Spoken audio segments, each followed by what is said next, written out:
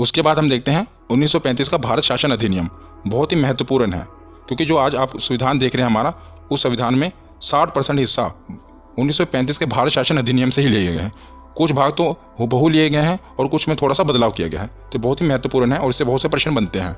तो भारतीय संविधान का बहुत सा भाग, मैंने जैसे आपसे बताया ना, कि इसी अधिनियम से लिया गया है। क्वेश्चन बनता है कि भारत का जो संविधान बना है उसका मुख्यतः पार्ट किससे लिया गया है, तो याद रखिएगा 1935 के भारत शासन अधिनियम से। ये अंग्रेज लेकर आए थे और इसी अधिनियम द्वारा म्यांमार को भारत से अलग कर दिया गया। जो म्यांमार भारत से अलग कर दिया गया, पहले भारत का हिस्सा हुआ था म्यांमार, जिसे बर्मा कहते थे, उसे 1935 का भारत शासन अधिनियम द्वारा ही भारत से अलग किया गया।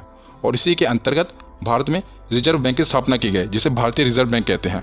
इसकी स्थापना कब हुई थी? 1 अप्रैल 1935 में भारत में आरबीआई की स्थापना हुई थी। तो ये किसके तहत हुई थी? तो 1935 का भारत शासन अधिनियम के तहत।